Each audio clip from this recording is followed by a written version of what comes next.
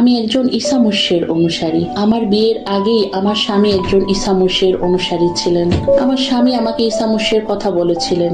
আমি তার কথা বিশ্বাস করিনি। সে আমাকে একদিন একটি কিতাবুল মুকাদ্দাস উপহার দিয়েছিলেন। আমি মন থেকেও সেটা গ্রহণ করিনি। বিয়ের 6 মাস পর বাড়ি থেকে খবর আসলো আমার বাবা অনেক অসুস্থ, হসপিটালে ভর্তি। তখন আমি নামাজে বসি আর চোখের জলে আল্লাহর কাছে দোয়া করি যেন আমার বাবা সুস্থ হয়। কিন্তু আবার একটি খবর আসলো যে আমি আমার বাবাকে শেষবারের মতো যেন দেখে যাই। তখন আমার হৃদয়টি ভেঙে গেল আর আমার মনে হলো আমার কথা কি আল্লাহর কাছে সত্যি পৌঁছায়নি। আর আমার কাছে মনে হচ্ছিল কোথায় যেন আমার ও আল্লাহর মাঝে একটি দেওয়াল রয়েছে, আর ঠিক সেই দেওয়ালটি আমার মোনাজাত আল্লাহর কাছে পৌঁছাতে বাধা হয়ে দাঁড়িয়েছে। তখনই মনে হলো আমার স্বামীর উপহার দেওয়া সেই ইনজিল কিতাবটি দেওয়ার সময় আমাকে বলেছিলেন, যদি তুমি ঈসা মসীহকে বিশ্বাস করে এই কিতাবটি পড়ো তবে তুমি যা চাইবে তাই পাবে, কারণ একমাত্র ঈসা মসীহই জীবন্ত সত্তা। তিনিই আল্লাহর কাছে বেহেশতে আছেন।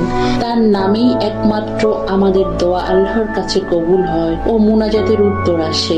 আর দেরি না করে ধুলো ঝেড়ে কিতাবটি হাতে নিলাম আর পড়তে শুরু করলাম। আর আমার অজান্তে অনেক কান্না করছিলাম। আমার চোখের জলে কিতাবের পাতাগুলো ভিজে যাচ্ছিল। তখন আমি স্বপ্নের মতো দেখলাম কিভাবে আমার বাবা সুস্থ হচ্ছিলেন। আর হঠাৎ আমার হৃদয়ের ভিতরে একটি আনন্দ কাজ করছিল। দেরি না করে তখন আমি রওনা দিলাম হসপিটালের উদ্দেশ্যে।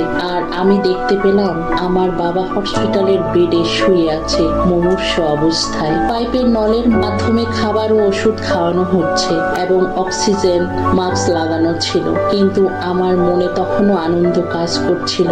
আর আমি তখনই বাবার কাছে গিয়ে বসলাম। পাশে বসে যখন বাবার হাতে হাত রাখলাম, বাবা একটু একটু করে চোখ খুললো আর ইশারা দিয়ে বলল আমি যেন তার অক্সিজেন মাস্ক খুলে দেই। আর আমি তাই করলাম। তখন বাবা আবার ইশারা দিয়ে বলল আমি যেন তাকে হাত ধরে উঠাই।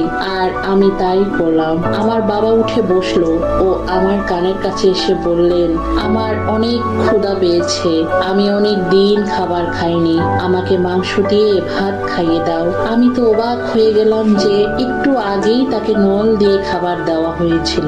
আর সেই মানুষটি আমার হাতের স্পর্শ পাওয়ার সঙ্গে সঙ্গেই উঠে বসলো।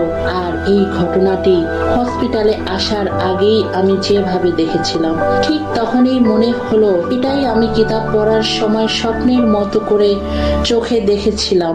আমি আর কান্না ধরে রাখতে পারছিলাম না যে আমার বাবা সুস্থ। চারদিকে মানুষ ছিল, তাই আমি ওয়াশরুমে গেলাম। ওয়াশরুমের দরজা বন্ধ করে অনেক কান্না করলাম। প্রভু ঈসা মসীহের কাছে হাঁটু গেড়ে নিজেকে সমর্পণ করলাম এবং আমি বুঝতে পারলাম যে আমার স্বামী আমাকে যে কথা বলেছিলেন যে ঈসা মসীহই একমাত্র জীবন্ত, তখন থেকেই আমি ঈসা মসীহকে বিশ্বাস করলাম এবং আমি তখন থেকেই একজন ঈসা মসীহের অনুসারী। ঈসা মসীহ আমাকে ভালোবাসেন, আমি ঈসা মসীহকে বিশ্বাস করি ও ভালোবাসি।